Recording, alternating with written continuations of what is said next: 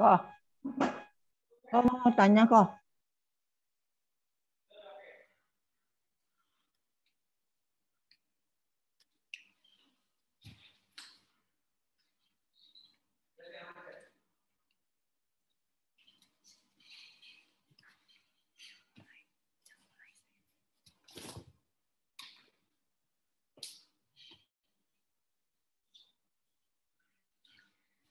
Selamat malam, Shalom saudara-saudara terkasih dalam Yesus Kristus.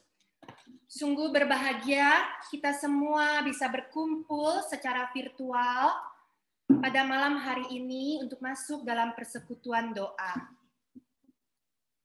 Hidup bukanlah hal yang mudah, namun juga tidak sulit karena kita memiliki Tuhan dan Juru Selamat kita, Yesus Kristus. Sungguh bahagia kita bisa mengenal Yesus sebagai Tuhan dan Juru Selamat kita yang selalu memberikan teladan buat kita untuk bagaimana menjalani hidup yang benar, yang selalu ada untuk dapat diandalkan. Sebagai orang Kristen, kita terlibat di dalam suatu peperangan rohani melawan kejahatan yang berlangsung hingga kita memasuki hidup kekal. Begitu banyak pilihan dalam dunia ini. Pilih ke gereja atau ke kafe, pilih berdoa atau main game, pilih ikut persekutuan doa atau arisan. Terkadang kita merasa waktu 24 jam sehari tidaklah cukup untuk memenuhi semua keinginan kita atau untuk menyelesaikan pekerjaan-pekerjaan kita. Tapi pernahkah kita memikirkan sudah berapa banyak waktu atau jam yang kita sediakan untuk Tuhan? Mungkin waktu berdoa, waktu melayani, waktu untuk memikirkan pekerjaan Tuhan di dunia ini, agar banyak jiwa yang mengenal Yesus. Mari kami mengajak kita semua untuk menyiapkan hati dan pikiran kita, membuka hati kita untuk mendengarkan firman Tuhan, membuka suara kita untuk menaikkan pujian untuk Tuhan kita. Kita angkat pujian, lingkupiku, biar Tuhan melingkupi kita dengan kuasa-Nya. Walaupun di saat badai bergelora, kita akan terbang tinggi bersamanya.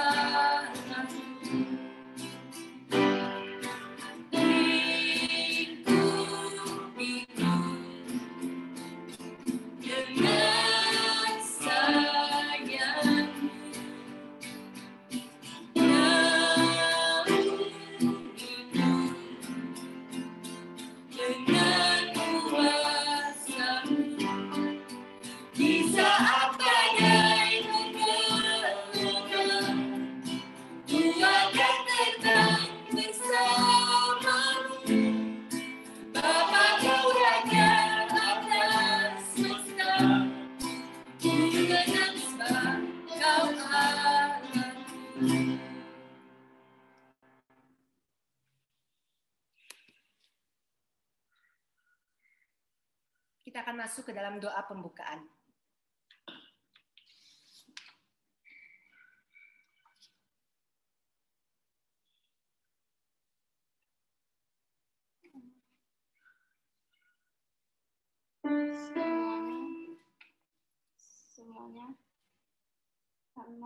berdoa. Bapa kami yang ada di surga, terima kasih atas berkat-Mu sepanjang hari ini. Pada malam ini, kami ingin masuk ke dalam persekutuan doa. Kami mohon berkat anugerah Tuhan tercurah di tempat kita masing-masing berdoa. Biar Tuhan yang memimpin persekutuan doa pada malam hari ini. Berikan kami hati untuk mau melayani dengan penuh sukacita. Jauhkan dari segala pikiran yang jahat. Bukakan hati dan pikiran kami agar kami dapat menerima firman Tuhan pada malam hari ini dan melaksanakannya dalam kehidupan hari-hari. Berkati hamba-Mu Bapak Pendeta Albert Adam, biar kebenaran firman Tuhan dapat disampaikan kepada kami yang mendengar.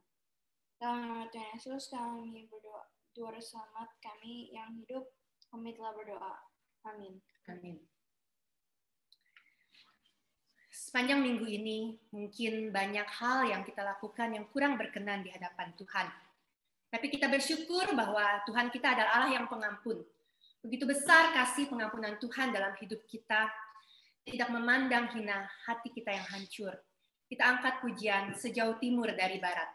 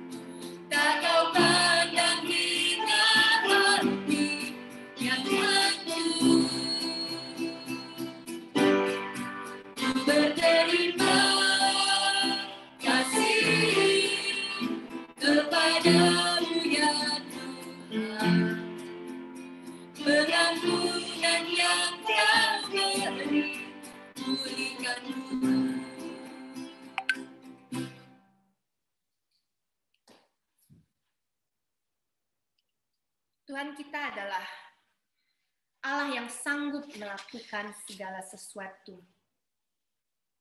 Di tengah-tengah pergumulan hidup kita, di tengah-tengah kesulitan yang kita hadapi, di tengah-tengah pandemi, di tengah-tengah ketakutan, kekhawatiran kita. Kuatkanlah hatimu, karena percayalah, Tuhan pasti sanggup. Tangannya takkan terlambat untuk mengangkatmu. Tuhan tidak pernah meninggalkanmu. Kita angkat pujian, Tuhan pasti sanggup.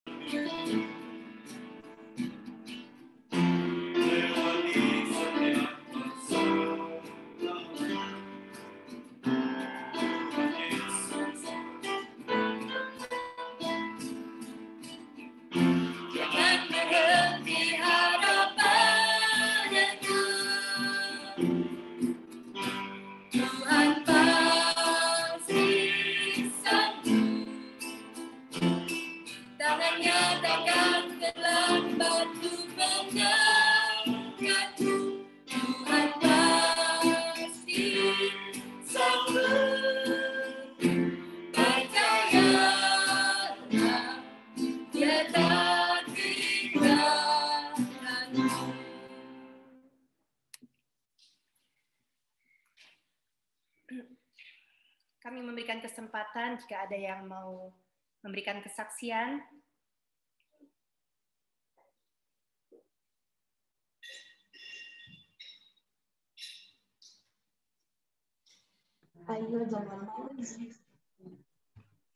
Saya aja deh. Siapa ya? Pak Andi.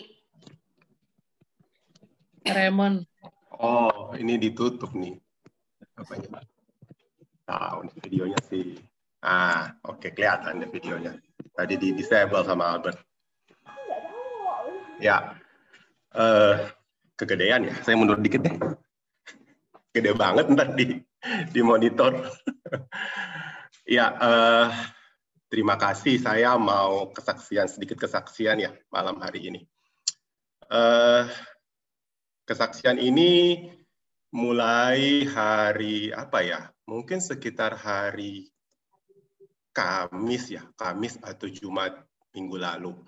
Di mana hari Kamis memang papa itu yang di Manado. Jadi di Manado itu cuma papa sama mama, sama ada satu koko yang berkebutuhan khusus. Jadi papa mama di Manado sama satu koko. Di Bitung sih tepatnya koko yang berkebutuhan khusus. Jadi cuma mereka bertiga nih di Manado. Dan sebenarnya sejak 1 minggu yang lalu itu papa sama mama itu sudah batuk-batuk flu. Ya kan, batuk-batuk flu, terus singkat cerita Jumat kemarin apa Kamis kemarin itu diperiksa dan confirm COVID. Nah, cuman mama karena sudah divaksin, jadi batuk panas flu itu cuman mungkin sekitar 2 hari. Kemudian minum Panadol, Woods, sembuh. Udah nggak ada gejala apa-apa lah ya. Cuman papa makin hari makin parah. Kemudian ditambah juga memang ada komorbid sama memang nggak mau makan. Masalahnya memang nggak mau makan. Jadi waktu batuk itu udah nggak mau makan. Ya alasannya perut nggak enak, nggak ada tenggorokan juga sakit. Memang benar-benar seperti gejala COVID. Nah, hari Kamis waktu di swab udah confirm positif. Jadi dok lapor ke puskesmas di Bitung. Kemudian mereka datang periksa. Nah, yang saya mau saksikan keajaiban Tuhan ya, Tuhan tolong. Mama papa kan, papa udah 80, mama juga udah 70, dan di rumah hanya ada kakak kebutuhan khusus. Bisa bayangin bagaimana mereka kena COVID dan anak-anaknya itu semua di luar kota.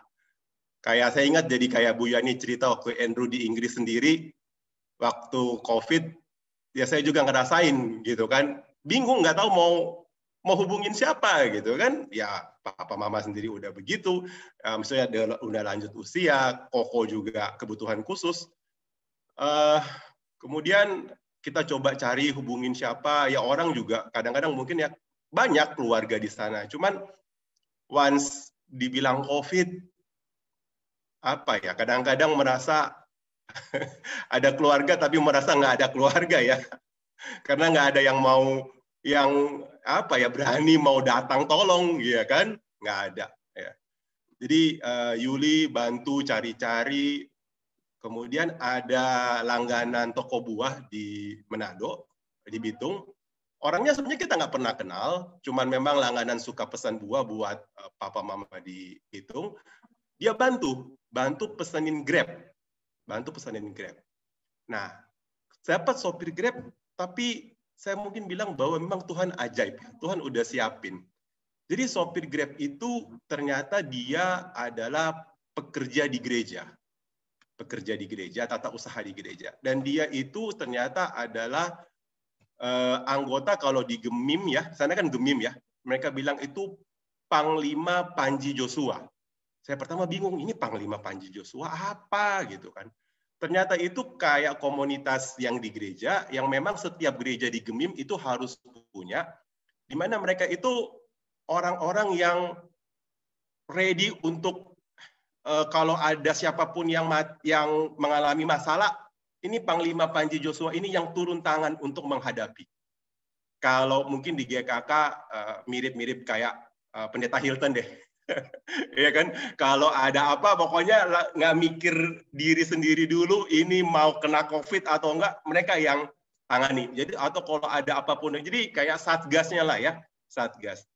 Dan saya bilang memang itu Tuhan yang tolong. Jadi cuman pesan Grab dari minta bantuan orang yang cuman pesan buah dan kita nggak pernah ketemu, dan Tuhan atur dapat ini sopir Grab.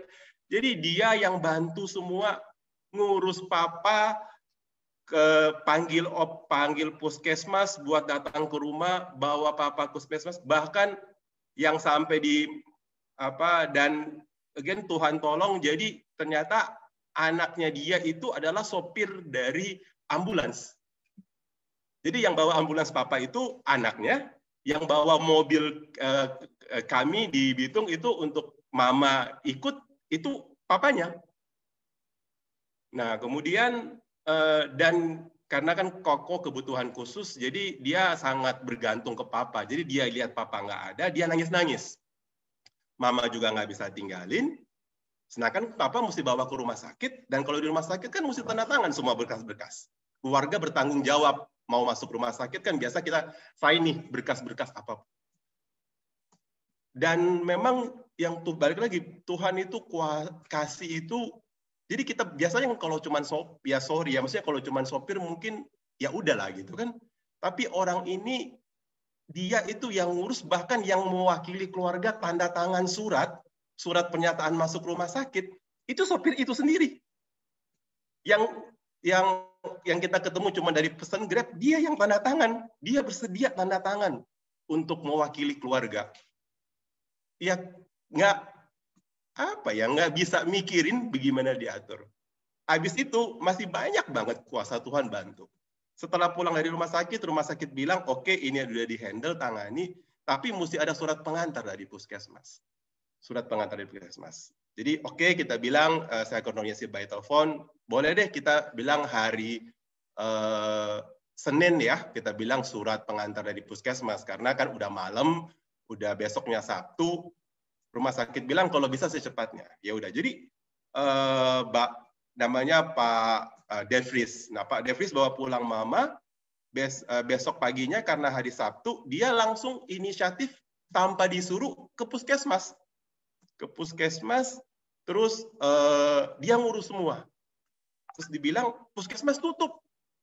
Surat nggak bisa keluar. Papa di rumah sakit ditunggu suratnya. Surat nggak bisa keluar, puskesmas tutup. Dan Pak Dervis ini dengan inisiatif sendiri, tanpa kita minta tolong, dia langsung ke dinas kesehatan. Minta tolong dibikinin surat pengantar. Karena dia bilang, saya kenal sekretaris di dinas kesehatan. Sementara surat itu dibikin, apa semua, ya kebetulan kan Ade memang dokter. Dia koordinasi sama temen dia yang kepala puskesmas juga di tempat di mana yang akan mengeluarkan surat rekomendasi itu.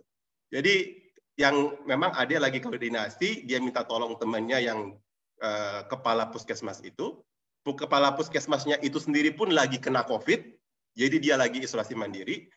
Si Pak Davis ini ketemu sama, dia bilang sih saudaranya yang di Dinkes, dia minta tolong bikin. Sementara surat di Dinas Kesehatan itu dibikin, kepala puskesmas yang teman adik saya itu telepon ke orang yang sama untuk minta bikinin surat yang sama untuk papa.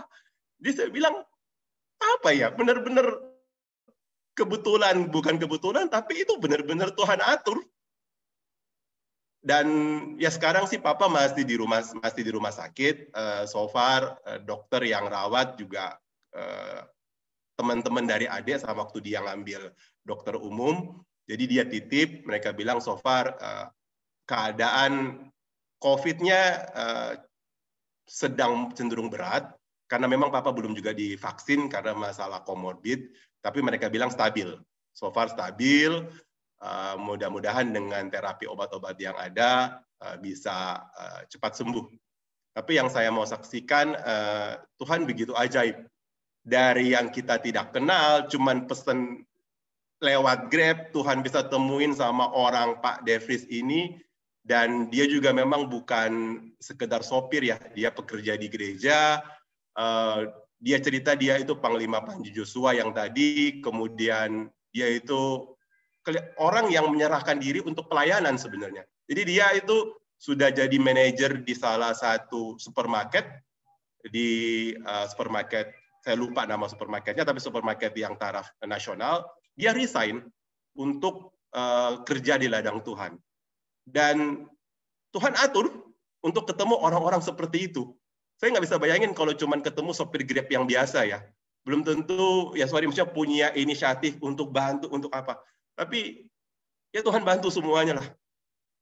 Terima kasih. Itu aja sih, mau menyaksikan bagaimana kasih Tuhan. Dan tetap minta dukungan doa buat Bapak yang masih sakit, masih dirawat. Thank you. Terima kasih Pak Raymond buat sharingnya, sungguh luar biasa ya. Benar-benar Tuhan itu ajaib. Kemarin juga saya baru nonton film Miracle from Heaven. Itu juga di sana dikatakan bahwa hidup kita ini sebenarnya adalah penuh dengan keajaiban. Dan jikalau kita percaya, seperti yang tadi di-sharingkan oleh Pak Raymond, Tuhan atur bisa bertemu dengan orang-orang yang membantu. Terkadang kita tidak menyadari bahwa orang-orang yang ada di sekitar kita itu sebenarnya dikirim Tuhan untuk menolong kita. Marilah kita, sebentar lagi kita akan mendengarkan firman Tuhan.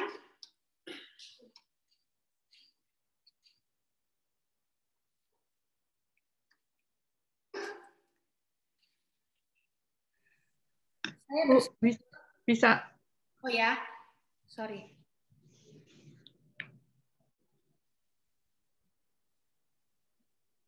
Bu, Ya. mau kasih tahu Bu, itu ada satu adik saya Winardi baru join hari ini di layar itu. Oh, ya, Pak Winardi.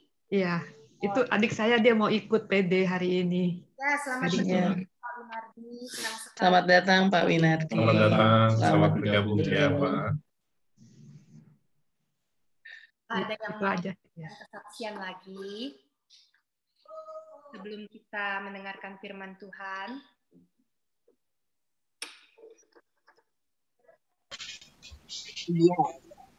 Vidya. Ya. Vidya. Ya. Saya mau mengucap syukur pada Tuhan. Saya mau bersaksi, mengucap syukur. Kedengaran suara saya, Vidya. Ya, saya mengucap syukur bahwa keluarga saya, yaitu Andi, Lisa, dan Julio, sudah sembuh dari COVID-nya. Itu atas kebesaran Tuhan dan Tuhan yang selalu menolong pada saya.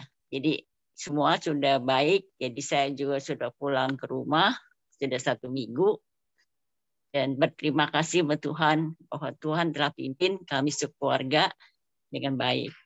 Dan juga dengan keajaiban-ajaiban yang Tuhan berikan seperti kayak Raymond saksikan itu. Terima kasih saya mengucapkan kepada Tuhan, rekan-rekan, dan juga kepada seluruh jemaat. Terima kasih atas bantuan doa-doanya. Saya juga berterima kasih kepada Tuhan. Terima kasih. Amin. Ya, Tante. Terima kasih untuk kesaksiannya. Semakin meneguhkan kita bahwa kuasa doa itu sangat besar. Ya. Segala sesuatu yang kita bawakan dalam doa, Tuhan pasti mendengar doa kita dan menjawab seturut dengan rencana Tuhan yang indah. Saya pribadi juga bersyukur kalau kita berada di tengah-tengah komunitas yang saling melayani, saling mendukung di dalam doa. Kesempatan saya bisa melayani juga di gereja ini sungguh luar biasa. Itu sebenarnya juga suatu keajaiban yang Tuhan yang Tuhan berikan untuk saya. Sesuatu hal yang semula saya anggap tidak mungkin, tapi akhirnya saya bisa lakukan hanya karena Tuhan yang menopang, Tuhan yang memperlengkapi. Marilah kita sebelum masuk dalam mendengarkan firman Tuhan, kembali kita diingatkan untuk kita semakin giat untuk melayani. Bukan hanya kita yang merasakan keajaiban yang Tuhan berikan melalui orang-orang yang ada di sekitar kita, tapi biarlah kita boleh menjadi orang-orang yang memberikan keajaiban buat orang-orang yang ada di sekitar kita. Biarlah kita boleh dipakai Tuhan untuk menjadi saluran berkat Tuhan buat orang-orang yang membutuhkan. Kita angkat pujian. Melayani lebih sungguh.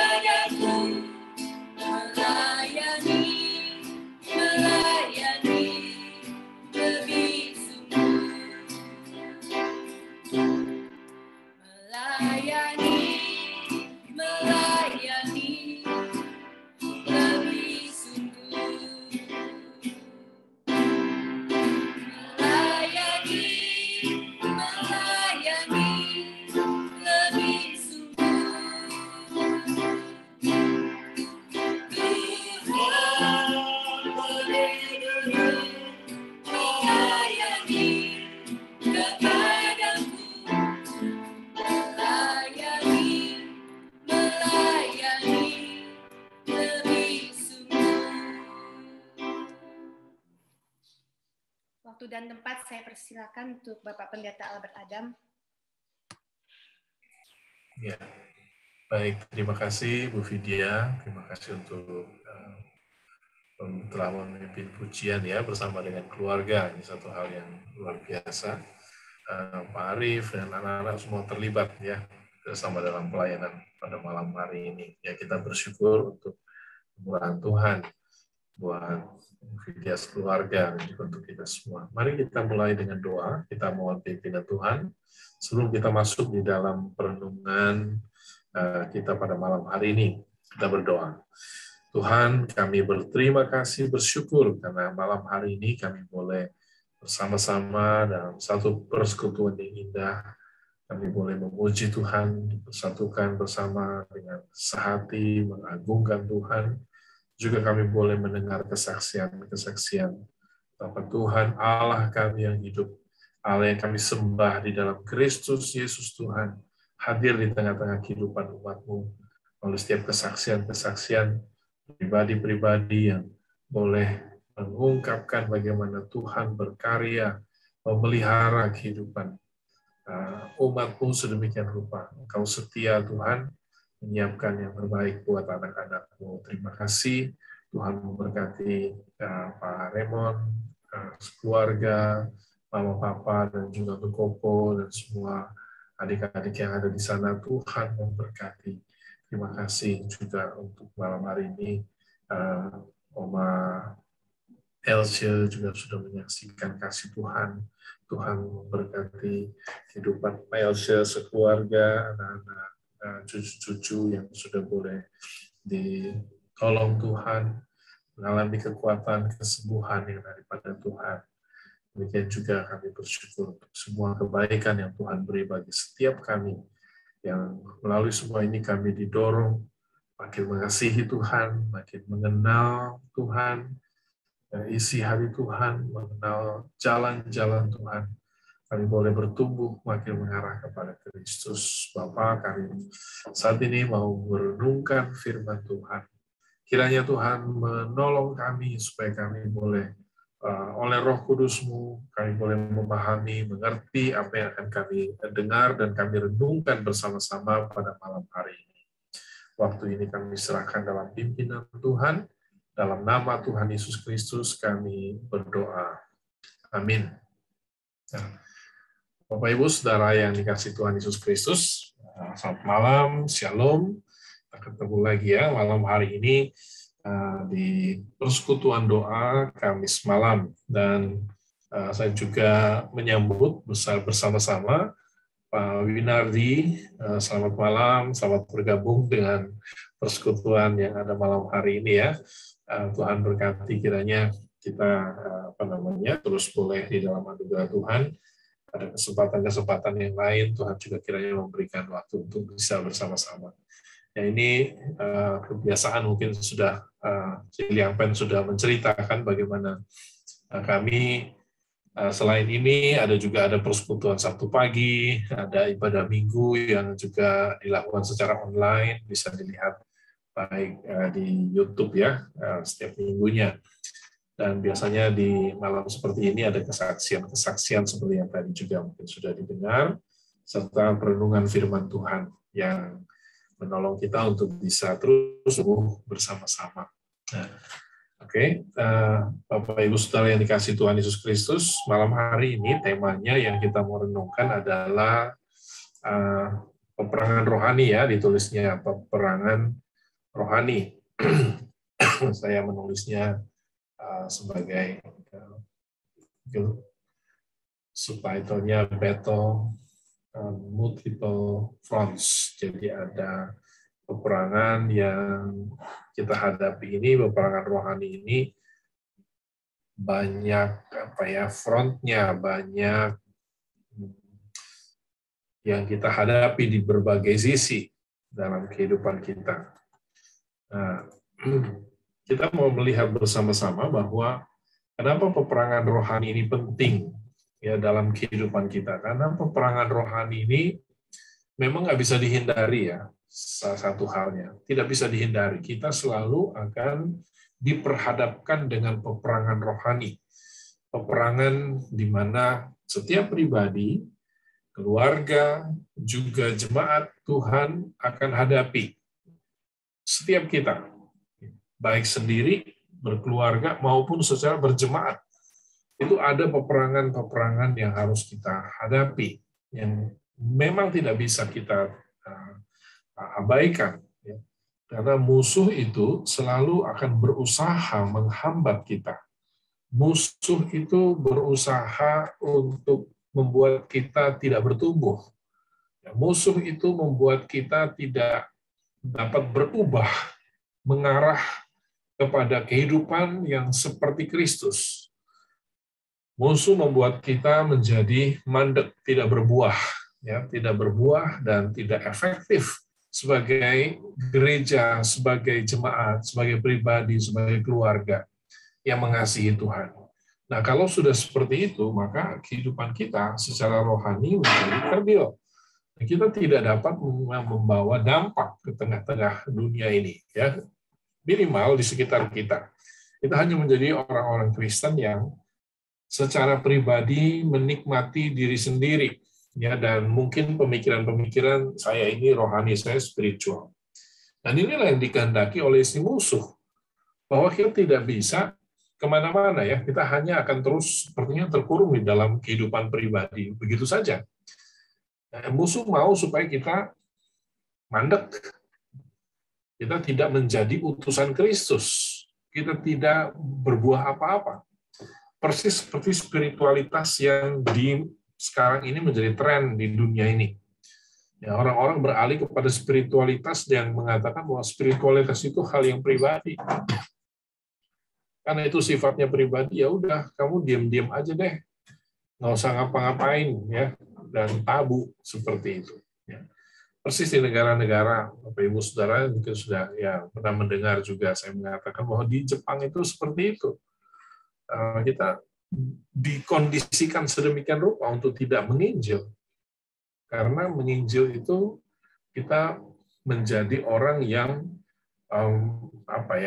masuk dalam hal-hal yang privat, masuk dalam hal-hal yang pribadi dalam diri orang lain. Seolah-olah kita mencampuri urusan pribadi orang lain. Nah, di situ problem yang juga oleh si musuh didatangkan, ya, dikondisikan sedemikian rupa dunia ini dan dalam relasi sosial kita. Nah, kita mau melihat bersama-sama dari hal yang pertama dulu, ya, peperangan rohani. Ya, peperangan itu selalu melibatkan dua atau lebih pihak yang berperang. Seperti dulu perang dunia pertama, kedua, apa saja peperangan yang ada, ya, selalu melibatkan pihak-pihak tertentu. Demikian juga orang percaya melawan musuh-musuh rohaninya. Nah, musuh rohani itu semua hal yang menghambat tadi pertumbuhan rohani untuk orang bisa menjadi seperti Kristus yang melayani Bapaknya, yang melayani sesamanya, yang menggenapi seluruh rencana Tuhan di tengah-tengah dunia ini. Itu yang Tuhan mau, itu yang diinginkan oleh Allah supaya ada progres dari pekerjaan Tuhan, ada progres yang ingin Tuhan capai. Bayangkan kalau Tuhan Yesus hanya menikmati dirinya sendiri di dunia ini, ya, seperti turis datang ke dunia ini diam-diam, kemudian ongkang-ongkang kaki di situ, ya kan? Nggak begitu. Tuhan Yesus benar-benar menjalankan tugasnya, menjalankan pesan yang disampaikan oleh Bapa, kehendak Bapa kepadanya. Maka Tuhan Yesus setiap hari, setiap waktu selalu menjalankan pekerjaan Bapa di dunia ini. Dia memberitakan Injil, dia melayani, dia dengan karunia-karunia yang ditunjukkan, ya. Mungkin kita bingung, kenapa Tuhan Yesus ada karunia? Ya, nggak seperti itu maksudnya, ya. Tuhan Yesus itu menunjukkan menjadi satu sampel, menjadi satu contoh, atau bahkan juga teladan, bahwa ketika dia berjalan dalam pimpinan Roh Kudus, sebagai manusia 100%, ya, kita selalu ingat, ya, Tuhan Yesus itu adalah dalam pemahaman, dalam penyingkapan Alkitab, dia adalah Allah 100% dan dia juga manusia 100%. Ya, ini misteri ilahi, ya, yang kita pegang, yang kita imani bersama-sama sesuai dengan apa yang dikatakan oleh firman Tuhan, oleh Alkitab kita. Sehingga Saudara yang dikasihi Tuhan Yesus Kristus, sebagai manusia 100%, dia memberikan satu contoh teladan bagaimana hidup sebagai manusia yang dikehendaki Allah, dikehendaki Bapa. Dia taat, dia menjalankan semua pimpinan Roh Kudus yang dilakukan, menyembuhkan orang, dan seterusnya, ya, melepaskan orang dari ikatan-ikatan kuasa kegelapan, dan juga membukakan mata rohani yang sudah dibutakan oleh ilah zaman ini. Tuhan Yesus melakukan semua itu. Jadi musuh rohani kita berusaha untuk menggagalkan pertumbuhan rohani, menggagalkan rencana Tuhan membawa orang-orang kepada rencana yang sempurna. Nah, musuh kita yang tidak terlihat itu biasanya selama ini kita selalu kategorikan ada 3 kategori besar, ya. Ada manusia lama, ya. Manusia lama itu ya diri hidup kita selama ini yang kita jalani dari kita mulai kecil sampai pada masa kita mulai sadar sepenuh-penuhnya bahwa oh ya, ada hal-hal dalam diri saya ini yang harus diubahkan, harus ditanggalkan. Suatu yang harus dilepaskan dan digantikan dengan pola yang baru, sikap yang baru, karakter yang baru, pola pikir yang baru, bagaimana kita merasa, suatu emosi yang baru, yang dikuduskan oleh Tuhan, dan kemudian bagaimana kita selalu dapat mengatakan, kehendak-Mu jadilah. Seperti dalam doa Bapa kami itu, kehendak-Mu jadilah. Jadi manusia lama itu selalu bicara aku. Maunya aku dulu, semua ya keinginanku, mauku, ya, kesenanganku, dan seterusnya. Maka ini selalu menghambat orang percaya. Jadi manusia lama itu menolak untuk diubah menjadi seperti Kristus. Karena fokusnya adalah diri sendiri, cinta diri. Hanya untuk kepentingan diri sendiri. Bukan kepada Allah, seperti hukum Tuhan mengatakan, kasihilah Tuhan Allahmu dengan segenap hatimu, segenap jiwamu, segenap akal budimu, dan dengan segenap kekuatanmu. Tetapi manusia lama itu hanya di mulut saja semua itu. Dia tidak bisa mengasihi Tuhan dengan segenap hati. Dia mengasihi Tuhan karena ada embel-embelnya, karena ada sesuatu yang diinginkannya. Ya, dulu Pak Tong pernah ngomong seperti itu, ya. Dia ungkapkan kalimatnya memang keras, waktu saya dengar itu memang sakit juga ya ngomong kedengarannya. Dia umpamakan katanya, kalau ada anjing, kalau anjing saudara-saudara menggoyangkan ekornya kepadamu,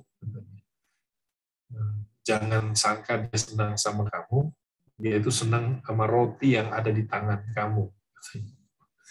Saya pikir-pikir, waduh, saya sama Tuhan, apakah segitu-gitunya, ya? Apakah saya benar-benar seperti itu, Tuhan? Ya, saya kembali, kata-kata itu setelah selesai dengar khotbahnya dulu, saya kembali merenungkan, Tuhan, benarkah saya itu seperti itu dengan Tuhan? Saya hanya mengejar berkat yang dari Tuhan, saya hanya ingin yang baik yang dari Tuhan. Saya ingin Tuhan selalu melayani saya, bukan saya yang melayani Tuhan. Tapi Tuhan memberi segala sesuatu yang saya inginkan. Apakah itu saya? Segitunyakah saya di hadapan Tuhan? Tolong Tuhan bukakan, Tuhan tolong Tuhan singkapkan. Kalau memang ada seperti itu, saya mau merubah. Saya ingin supaya hidup saya tidak seperti itu. Bukan melihat sesuatu yang di tangan Tuhan.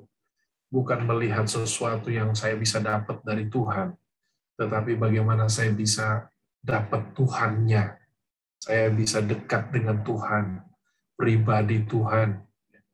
Kalau kita mengasihi seseorang karena sesuatunya, kita tidak mengasihi orang itu. Tapi karena sesuatu dari orang itu. Kita diajar untuk tidak mengasihi dengan cara yang seperti itu. Kita mengasihi pribadinya, menerima orang itu apa adanya, seperti Kristus menerima kita. Kristus tidak menerima kita karena kita memiliki sesuatu, karena kita mampu, ada skill, karena kita hebat, karena kita macam-macam, semua alasan-alasan itu bukan. Bahkan kita ini orang yang sangat-sangat jauh dari Tuhan, orang-orang yang jahat, ya, bahkan yang egois, ya, tidak mau mengasihi Tuhan dengan segenap hati, tapi Tuhan mengasihi kita lebih dulu. Itu yang Tuhan buat. Nah, manusia lama menghambat kita. Ya, manusia lama selalu menarik kita kembali. Dan itu selalu mau berusaha aktif. Nanti kita akan lihat ya bahwa memang manusia lama ini sudah mati sebenarnya ya. Dimatikan, disalib, tapi dia selalu mau hidup lagi di dalam kita. Dia selalu mau mengambil alih kehidupan kita. Selalu ingin supaya manusia baru yang di dalam Kristus itu tidak muncul. Supaya kekristenan itu akan sama lah, lu jadi pengikut Kristus, sama. Nggak ada bedanya dengan orang lain. Tetap aja korupsi, tetap aja melakukan ini, tetap aja melakukan itu. Ya, seperti sekarang misalnya kalau kita melihat berita-berita, pejabat-pejabat Kristen juga sekarang pada diadilin, ya, masuk. Orang nggak apa bedanya. Ikut Yesus juga nggak ada bedanya. Nah, itulah yang mau dibuat oleh si jahat. Dengan hidupnya manusia lama dalam kehidupan kita, aktifnya manusia lama dalam hidup kita, maka yang tercemar itu adalah nama Tuhan. Ya, kekristenan, orang percaya itu menjadi cemar. Ya, tidak membawa orang lain langsung melihat seperti misalnya dalam gereja mula-mula, mereka itu sangat dihormati, sangat disegani. Ya, kehidupan jemaatnya, kenapa? Beda sekali. Pada masa pemerintahan Roma kenapa terima akhirnya menjadikan kekristenan agama ofisial? Karena mereka melihat kualitas kehidupan orang-orang Kristen pada masa itu. Berbeda sekali. Jauh bedanya dengan kehidupan orang-orang Roma, pengajaran-pengajaran yang dari filsafat yang ada pada masa itu sama sekali jauh dengan apa yang ditampilkan dan diwujudkan dalam kehidupan orang-orang Kristen pada masa itu. Mereka hidupnya luar biasa sekali, ya. Nah, sehingga perubahan itu sungguh nyata. Tapi musuh ini, manusia lama itu nggak kelihatan, dia di dalam kita. Jadi bagaimana kita harus menghadapi manusia lama? Nanti kita akan lihat. Yang kedua, dunia dan sistemnya yang menawarkan berbagai hal yang membuat orang percaya berhenti bertumbuh, tidak berbuah. Karena selalu menjadi alat si iblis sebenarnya, ya. Dan itu mengikat kita sedemikian rupa sampai kita mau untuk menjadi serupa dengan dunia ini. Kita pengen menjadi sama dengan dunia ini. Kenapa? Karena tawarannya, kenikmatan, janji-janji yang ditawarkan oleh dunia ini begitu menjanjikan kesenangan, gitu kan? Menjanjikan semua hal yang saya dapat nyaman, hidup enak dan lain sebagainya. Nah, itu dunia dan sistemnya menawarkan semua itu sehingga kita tanpa sadar mengejar semua itu. Mungkin kita bertanya, loh, Pak, bukankah kita harus tetap bekerja? Benar. Kita harus bekerja. Yang sering kali kita lakukan adalah melupakan bagaimana meletakkan prioritas. Prioritasnya Tuhan bilang, carilah dahulu kerajaan Allah dan kebenarannya, maka semua itu akan ditambahkan kepadamu, kata Tuhan Yesus. Semua ditambahkan. Tuhan akan memberikan, mencukupkan. Tuhan memelihara. Itu ada providensi Allah. Ya, seperti tadi cerita kesaksian Pak Raymond, itu salah satu bentuk providensi Allah. Providensi itu campur tangan Tuhan, pemeliharaan Tuhan. Tuhan sudah melihat dari jauh, sudah mengerti kebutuhan umatnya. Sehingga Tuhan menyiapkan orang yang kemudian bertemu, mungkin orang luar bilang, itu nggak sengaja ketemunya. Wah, itu kebetulan. Enggak. Ya, itu namanya providensinya Allah, pemeliharaan Allah yang sempurna di dalam kehidupan. Sehingga Tuhan membuka jalan, mempertemukan seorang dengan yang lain, menolong orang untuk bisa kemudian dapat menjalani kehidupannya, tertolong, dan seterusnya. Ya, itu semua kebaikan dari Tuhan. Jadi dunia itu berusaha. Dunia ini sedang lenyap, tapi dia mau seolah-olah mengatakan Kalau kalian mendapatkan aku, maka kalian mendapatkan segala-galanya. Persis seperti nanti kata si iblis. Ya. Iblis akan menggunakan dua hal ini. Karena dunia ini seperti pasif ya. Manusia lama itu mau aktif lagi, iblis itu aktif sekali. Itu sifatnya. Iblis dan semua pengikutnya bekerja aktif sebagai penggoda, pendusta, pendakwa. Ia menawarkan berbagai hal yang bertentangan dengan kehendak Allah. Karena tujuannya adalah menjauhkan kita dari kehendak Allah. Itu tujuan si iblis dan pengikutnya. Sehingga kita menjadi orang yang menjadi musuh Allah. Ya kan? Dia memakai dunia ini dan menawarkan, sama seperti ketika Tuhan Yesus pada waktu itu dicobai. Bagaimana Tuhan Yesus pada waktu dicobai? Iblis memperlihatkan seluruh kerajaan dunia yang ada, dan dia katakan, lihat semua kerajaan dunia ini akan kuberikan kepadamu kalau kamu menyembah aku, kata si iblis. Iblis memang ingin menarik orang-orang jauh daripada Tuhan. Tidak menyembah Tuhan lagi, tidak mengembalikan kemuliaan kepada Tuhan. Semua yang dicapai itu seolah-olah adalah apa yang menjadi usaha pribadi doang, ya kan? Karena kehebatan pribadi sendiri. Itu semua jebakan-jebakan dari si jahat. Jadi 3 bagian kategori ini ya kita melihat. Dan kalau kita lihat lagi dalam pembacaan nanti kita lihat di Efesus, mungkin saya tidak akan langsung lihat di situ. Kita sudah familiar mungkin dengan bagian itu ya. Efesus pasal 6 ayat 10 dan seterusnya. Maka kita akan melihat ini ada struktur ya, iblis dan pengikutnya ini juga punya struktur. Ini bukan fisikal, nggak kelihatan. Tapi ada pemerintah-pemerintah, ya, rulers, ada penguasa-penguasa, ini authorities, ada penghulu-penghulu dunia yang gelap, ini cosmic powers, dan roh-roh jahat di udara. Nah, ini ada spiritual forces of evil yang ada di heavenly realms, ada di dunia yang tidak kelihatan, kita nggak bisa tahu, nggak bisa kelihatan dengan mata begitu ya. Kalau sekarang banyak film-film seperti Lucifer jadi film serial di Netflix misalnya.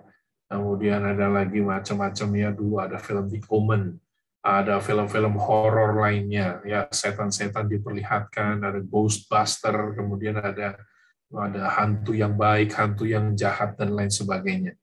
Tapi firman Allah mau mengatakan bahwa dunia roh itu cuma ada 2 jenisnya. Dunia roh di mana Allah dan malaikat-malaikatnya yang setia, dan juga dunia roh di mana iblis dan pengikut-pengikutnya, malaikat-malaikat sesat itu berusaha untuk selalu menggagalkan, selalu mau merusak rancangan Tuhan, selalu mau menyatakan keinginan mereka, aktif mau kelihatan seperti itu. Jadi ini semua adalah yang di belakang dari banyak hal yang terjadi di dunia ini. Ya, Bapak Ibu Saudara yang dikasihi Tuhan, tidak semua, karena kita tahu tadi ada manusia lama, ada unsur kemanusianya, dan juga ada unsur dunianya, tapi semua sistem itu sebenarnya jadi karena di balik semua itu ada dosa juga. Dosa itu juga punya peran yang sangat penting untuk membentuk sistem budaya-budaya yang tidak sesuai dengan firman Tuhan, yang menyesatkan orang untuk tidak melihat kebenaran. Itu terjadi begitu saja di tengah-tengah dunia ini. Sehingga saudara yang dikasihi Tuhan, dunia juga termasuk tadi kita sudah dengar, di dalamnya ada budaya-budaya, tapi itu lahir ya dari kondisi dosa dan juga peran iblis di dalamnya. Saya pelayanan di Kalimantan dulu, satu daerah di mana saya datang itu ada seorang dukun yang saya sudah pernah cerita. Saya ingin membangkitkan kembali, mengingatkan kembali hal ini, bahwa pada saat saya bercakap-cakap dengan si dukun ini, dia katakan bahwa dulu sekali mereka masih bisa bertemu dengan roh-roh hutan. Roh-roh hutan itu, saya tanya, apa sih yang kemudian terjadi kalau ketemu sama roh hutan itu? Ya, mereka mengajar kami dan semua orang-orang dan nenek moyang saya, khususnya mereka yang tanda kutip jadi kayak dukun ya, atau syaman, ketemu dengan roh-roh itu, dan mereka itu yang ngajarin kami untuk bagaimana buat obat-obatan, kemudian doa-doa, dan sebagainya. Ini persekutuan dengan kuasa gelap yang nyata. Ini di dalam dunia roh. Iblis aktif, bukan tidak aktif. Dulu pada masa murid-murid Tuhan Yesus ada bersama dengan Tuhan Yesus, ada sekelompok orang, pemimpin-pemimpin agama yang skeptis, ya, yang tidak percaya dengan hal-hal yang rohani, yang supernatural. Itulah kelompok orang Saduki. Kalau orang Farisi masih percaya, ada malaikat, ada setan, ada dunia roh, dan seterusnya. Tetapi untuk orang-orang Saduki, mereka sama sekali nggak percaya. Buat mereka itu dunia roh itu nggak ada. Mereka lebih kepada pemahaman yang material. Apa aja yang kelihatan, itulah yang nyata. Nah, sampai hari ini kan muncul juga banyak orang yang tidak percaya dengan roh jahat, tidak percaya dengan itu. Bahkan ada banyak sekali ya ahli teologi yang tidak percaya dengan kuasa kegelapan, yang nggak percaya roh jahat dan aktivitas roh jahat. Padahal Alkitab kita itu penuh, ya, pelayanan Tuhan Yesus itu ketemu dengan roh jahat dan berperang, mengusir roh jahat, melepaskan mereka dari roh jahat. Tapi banyak ahli-ahli yang sudah jadi liberal, mereka tidak percaya lagi kepada hal-hal itu, dan mereka mengatakan ya Tuhan Yesus hidup pada masa kebodohan, sehingga semua penyakit, kuman penyakit tidak dikenal melalui ilmu pengetahuan, tidak punya mikroskop, tidak bisa melihat ada virus, tidak bisa melihat dan sebagainya. Sehingga semua itu disebut setan katanya. Jadi diputar balik sedemikian rupa, setan-setan itu hanyalah ide-ide untuk mengatakan adanya penyebab sakitnya dan seterusnya.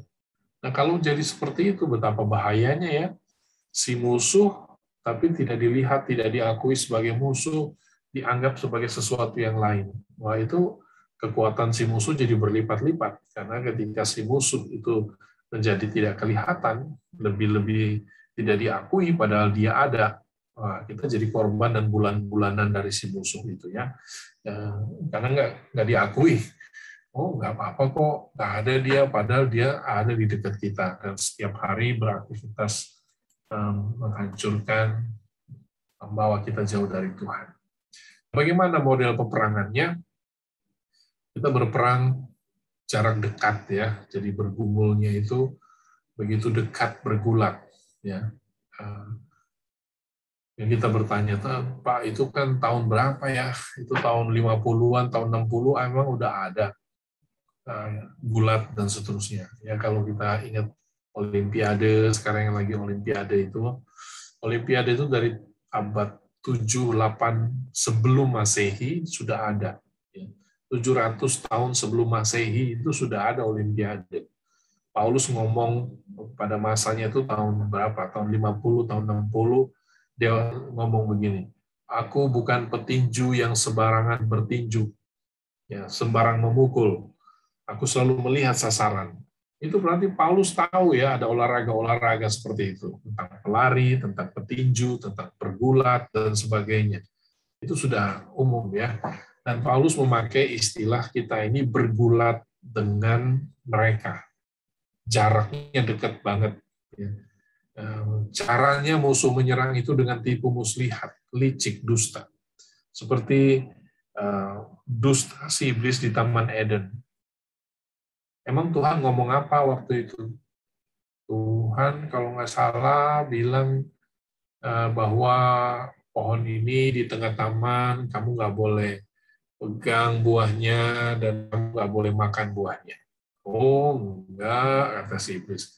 Salah. Sebenarnya Tuhan itu licik. Dia tidak mau kamu menjadi seperti Tuhan. Makanya dia melarang kamu. Jadi, kalau kamu makan itu, kamu akan jadi seperti Allah, tahu yang baik dan yang jahat. Dan si wanita itu kemudian tidak berdaya dengan tipuan itu, dengan dusta itu, memang mungkin singkat, disampaikan intinya, tetapi mungkin percakapannya panjang lebar sampai si wanita ini takluk dan kemudian dia lebih memilih untuk yang diingininya, bukan yang diingini Tuhan. Ya. Yang diingini Tuhan, kehendak Tuhan adalah jangan makan, tetapi dia melihat buah itu dan ingin makan, dan dia tergoda, ya termakan oleh dustanya si iblis. Ya, bahwa perkataan Tuhan bahwa saat kamu makan buah itu kamu mati, itu tidak menjadi urusan, seolah-olah dilupakan oleh si manusia itu. Nah, ini cara peperangan, dan kita seringkali termakan oleh dusta si jahat. Ya, ada methodeias atau schemes, yang tipu muslihat dari si jahat itu sendiri. Nah, hal-hal yang diserang, nah ini yang saya katakan tadi itu dalam percakapan kita, temanya adalah pribadi, keluarga, kesehatan, pekerjaan, jemaat, gereja. Ini adalah fronts. Ini di mana kita berperang, di mana kita diserang oleh si jahat.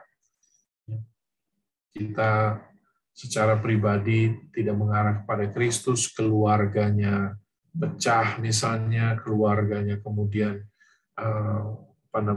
tidak lagi mengarah sebagaimana yang Tuhan inginkan dalam kehidupan keseharian, struktur dalam keluarga, suami, istri, anak, ya, tidak ada ibadah dalam keluarga misalnya. Hal-hal yang semacam itu. Nama Tuhan tidak lagi disebut di dalam keluarga, Tuhan tidak ditinggikan lagi dalam keluarga.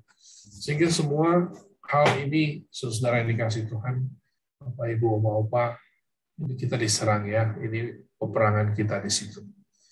Kita harus jaga keluarga, kita harus jaga pekerjaan juga, kita juga memikirkan kebersamaan dalam jemaat, kesehatan rohani, kesehatan mental, fisik kita juga.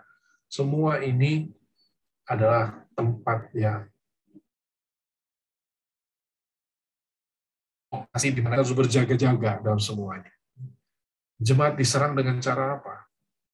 Iblis banyak kali menghancurkan jemaat Tuhan, membuat jemaat Tuhan tidak berdaya, membuat jemaat Tuhan kemudian tidak efektif, pasif, hanya kegiatan-kegiatan di dalam, tidak ada penjangkauan misalnya, tidak kemudian mengarah bertumbuh untuk kemudian makin tahu, makin bisa, makin dapat untuk menceritakan, memahami Injil, tetapi puas dengan rutinitas keseharian di dalam putaran-putaran yang hanya di dalam lingkup jemaat. Dan itu kehilangan esensi sebagai gereja. Walaupun aktif. Nah, ini persis seperti yang dikatakan dalam kitab Wahyu misalnya. Kitab Wahyu itu ngomongnya apa sih? Ya, di Wahyu itu ada ungkapan ya, bahwa di jemaat Efesus khususnya dikatakan bahwa aku tahu segala pekerjaanmu, engkau aktif, engkau rajin dan sebagainya, tapi engkau meninggalkan kasihmu yang mula-mula. Sehingga kemudian Tuhan mengatakan, kembalilah lagi, kalau tidak hancur, betapa hancurnya, betapa dalamnya kamu sudah jatuh. Dan sebagai satu jemaat, kalau sudah tidak ada lagi, maksudnya aktivitas yang bisa sebagai utusan itu tidak lagi mencerminkan Kristus keluar, betapa mengerikannya. Kita tidak bisa lagi sungguh-sungguh, saudara. Ya. Nah, itu hal yang penting kita melihat juga dalam kehidupan anak-anak kita juga kita diserang. Ya, mereka hidup mereka di sekolah, ya banyak ide-ide, kemudian games-games yang muncul.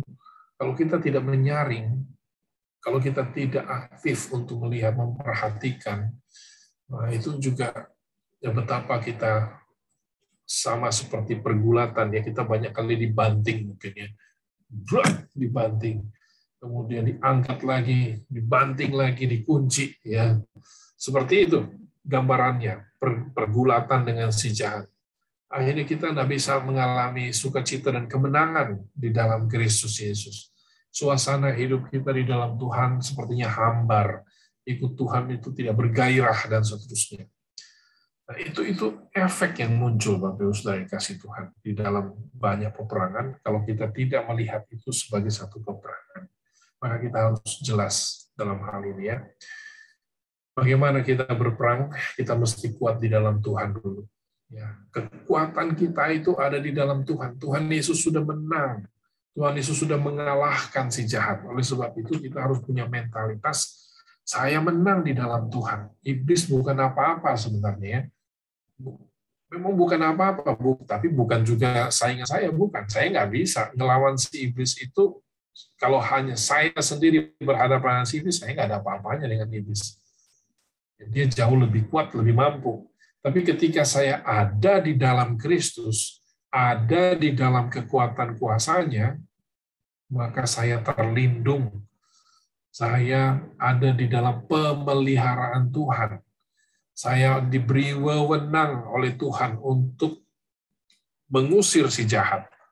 Jadi bukan saya punya, bukan kemampuan saya, bukan kehebatan saya untuk melawan si jahat, bukan. Tapi karena relasi saya dengan Tuhan, karena saya diberi wewenang, karena relasi saya benar di hadapan Tuhan, dan ada wewenang yang dikasih oleh Tuhan untuk mengusir, melawan si jahat, maka saya menang terhadap si jahat. Dan menggunakan seluruh kelengkapan senjata Allah, salah satunya adalah pedang roh, yang kita selalu bisa pakai, itu firman Tuhan. Firman Tuhan, kalau kita tidak baca firman, kalau tidak sungguh-sungguh dengan firman, kita tidak memiliki senjata. Ya, dalam arti untuk bisa mematahkan godaan si jahat. Ya. Doa nggak apa-apa, jalanin aja, oke lah, nggak apa-apa lah, cincai lah, gampang lah, jalan aja. Padahal Roh Kudus ngomong dari dalam hati kita, suara hati kita dipakai Roh Kudus untuk menggedor-gedor kita. Jangan. Ada firman Tuhan yang mengatakan itu tidak boleh. Jangan kamu melanggar perintah Tuhan.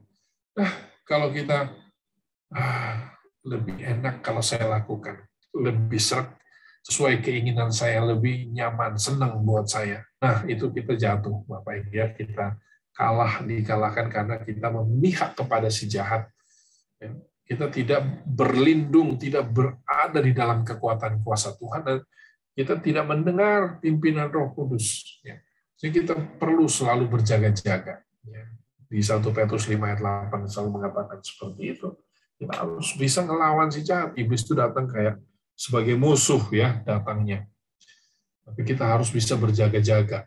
Artinya siap, ready untuk berperang ya, untuk bisa apa nih yang mau dikatakan si jahat ini, ngomong-ngomong apa dia, seperti apa ya. Apalagi ini godaan ini ya. Dari sehari-hari hidup kita bisa mencermati. Kita berusaha mencermati. Pertanyaan-pertanyaan ini bagus untuk kita tanyakan. Apakah saya bertumbuh dalam Tuhan? Kenapa saya tidak bertumbuh misalnya? Kenapa saya mungkin tidak maksimal? Apa saja yang mungkin Tuhan inginkan dalam hidup saya yang belum saya lakukan? Nah, Tuhan akan memimpin kita ke sana. Dan kita akan bisa melihat, oh selama ini si iblis bermain di situ ya. Dia atau manusia lama ini mainnya di situ. Atau si iblis pakai dunia untuk menjaga saya, mengurung saya, memenjara saya di dalam bagian itu, sehingga saya tidak sungguh-sungguh bertumbuh di dalam anugerah Tuhan. Keluarga saya terperangkap misalnya, dan pekerjaan, dan sisi yang lain semuanya. Jadi saudara kasih dalam Tuhan, kita mesti melawan dengan iman yang teguh. Tuhan memberi wewenang kepada kita untuk melawan si jahat itu, mengikuti pimpinan Roh Kudus. Yang berikut ya, tidak terlalu lama, berpelawang manusia lama kita sudah disalib bersama dengan Kristus. Jadi demikian kita memandangnya, ya, lengkapi hati dan pikiran kita. Saya sudah disalib bersama Kristus. Jadi manusia lama saya sudah dikubur, dia tidak boleh muncul lagi. Kalau dia berusaha untuk muncul, kita kata enggak. Kamu sudah mati, sekarang manusia baru yang hidup dalam saya. Manusia baru yang sekarang hidup dalam saya. Yang dilengkapi dengan buah Roh Kudus, dan saya mau taat, saya mau mengasihi, saya mau sabar, saya mau lembah lembut, saya mau menguasai diri, dan seterusnya. Jadi kita harus ngomong, kita harus berani untuk berkata, mengatakan kebenaran itu, ya. Memandang kita sudah mati di dalam Kristus, sehingga saudara, manusia lama itu tidak aktif, tidak muncul lagi, dan tidak berusaha mengekang kita, membawa kita dalam manusia baru. Itu sudah mati dengan Kristus. Jadi kita harus memandangnya seperti itu. Yang berikut, yang terakhir ini ya, Dunia dan sistem. Dunia juga tersalib bagi kita. Kata Paulus, dunia tersalib bagiku dan aku bagi dunia. Artinya bahwa ya udah selesai. Ya. Dunia ini sudah tersalib. Ya, jangan kita mencintai dunia ini lagi. Anggaplah itu sudah selesai dengan dunia ini. Apakah itu berarti saya tidak boleh melakukan apa-apa? Bukan. Yang Tuhan maksudkan di sini adalah kita benar-benar memprioritaskan kehidupan kita bersama dengan Tuhan. Mengerjakan segala sesuatu itu untuk Tuhan. Nah, ini perspektifnya di situ. Jadi apapun yang kita kerjakan itu pekerjaan untuk Tuhan. Kita mau berdagang, kita mau sebagai pegawai kah, sebagai pengusaha kah, sebagai apapun. Ketika kita mengerjakan itu semua, sekarang dalam perspektif sedang mengerjakan pekerjaan Tuhan, sedang melayani Tuhan. Karena dunia ini sedang lenyap, jadi kita tidak lagi mau untuk mengejar dunia itu. Karena mencintai dunia itu sama dengan permusuhan dengan Allah, Yakobus 4 ayat yang keempat, dan seterusnya. Jadi saudara yang dikasih Tuhan, malam hari ini memang mungkin agak panjang, tapi biarlah dengan firman Tuhan yang ada ini menolong kita untuk melihat ya sisi-sisi yang mana kita sedang diserang, dari sudut mana kita diperang. Pribadikah, keluargakah, kerjaankah, ataukah itu dengan dalam kehidupan kebersamaan kita. Harus bisa melihat hal itu dan kita bergandeng tangan untuk hal itu. Yang seperti malam hari ini juga adalah wujud bagaimana kita bersama-sama melakukan peperangan rohani. Doa-doa kita juga adalah doa-doa peperangan rohani, yaitu mendoakan teman, mendoakan saudara, mendoakan jemaat, mendoakan bangsa negara kita Indonesia, dan seterusnya. Ya, tetapi dengan perspektif yang berbeda, kita sudah menjadi manusia baru, dunia tersalib, saya hidup sebagai manusia baru. Ya, Tuhan memberikan saya pekerjaan, semua pekerjaan yang saya kerjakan seperti untuk Tuhan, bukan untuk manusia. Maka di dalam semua itulah ada berkat-berkat, ada anugerah yang Tuhan menambahkan segala sesuatunya di dalam semua itu ketika kita bertekun di dalam anugerah Tuhan. Kiranya Tuhan Yesus memberkati kita semua, ya, perenungan ini menolong kita. Mari kita berdoa. Bapa dalam surga, terima kasih untuk perenungan kami. Biarlah apa yang kami boleh dengar, seberapa yang kami boleh pahami oleh pimpinan Roh Kudus-Mu, biarlah itu kami pegang. Kami akan berusaha oleh tuntunan pimpinan Tuhan untuk menjadi pelaku-pelaku firman. Mulai dari hal yang sederhana, yang kecil, 1-2 poin yang kami dengar, pahami, dapat kami wujudkan, kami setia di dalamnya, supaya kami terus mengalami kebaikan-kebaikan Tuhan, pertolongan-pertolongan Tuhan, kami makin mengasihi Tuhan, mengenal Engkau secara pribadi, dan melayani Engkau dalam segala hal. Kami bisa terus dalam kemenangan Kristus, kami terus ada di dalam Kristus yang menang, dalam segala hal, dalam peperangan-peperangan kami dimampukan untuk mengalami kemenangan-kemenangan bersama Tuhan. Segala kemuliaan bagi-Mu Bapa, dalam nama Yesus kami berdoa. Amin. Berikan ke Bu Vidya ya. Bu Vidya silakan. Ya, terima kasih Pak Adam untuk firman Tuhan yang telah disampaikan. Puji Tuhan. Kita kembali diingatkan untuk kita selalu berpegang kepada perintah-perintah Tuhan, menjauhkan diri kita dari segala godaan. Kita akan masuk ke dalam doa syafaat.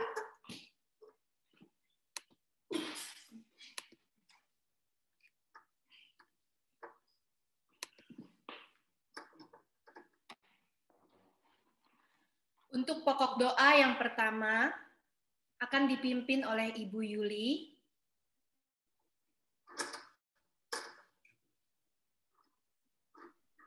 Oke. Mari kita mempersiapkan hati kita untuk pokok doa yang pertama.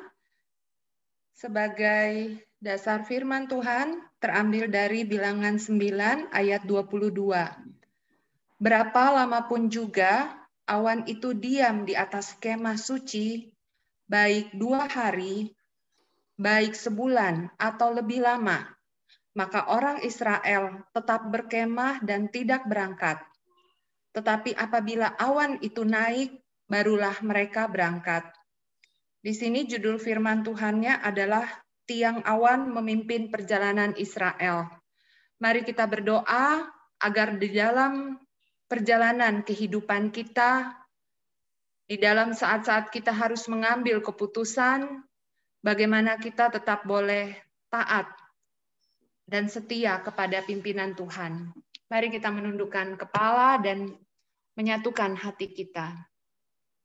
Bapa yang Maha Baik, kami bersyukur untuk malam hari ini, untuk persekutuan doa, di mana kami boleh hadir bersama-sama di tempat ini, menyatukan hati kami dari tempat yang berbeda ya Bapa.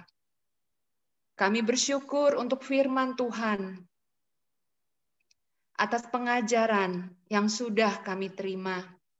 Ya Bapa, kami juga diingatkan hari ini, bagaimana supaya kami bisa tetap taat, bagaimana di dalam melewati langkah-langkah hidup kami yang tidak mudah, tetapi bagaimana kami juga tetap terus berharap hanya kepada Tuhan.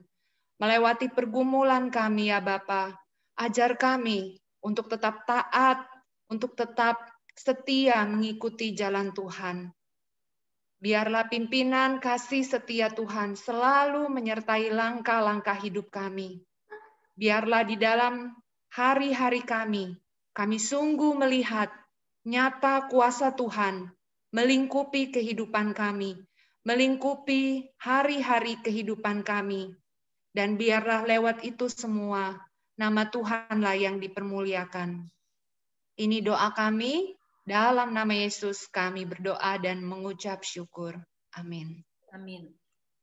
Untuk pokok doa yang berikutnya akan dipimpin oleh Pak Arif. Ya, untuk dua poin berikutnya,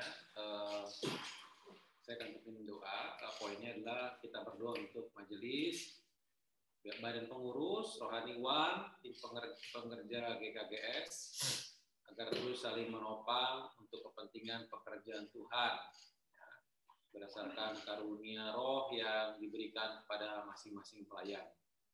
Mari kita merendahkan hati kita di depan Tuhan, kita mau bersatu dalam doa.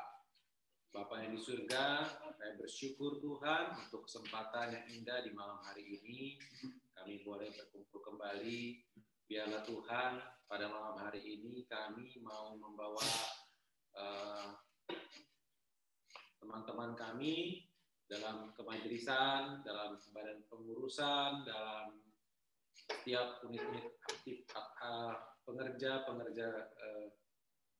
gereja Kristus Gading Serpong yang belum lama ini sudah didewasakan. Biarlah Tuhan sendiri yang memberkati, memperlengkapi apa yang mereka sudah miliki saat ini Tuhan.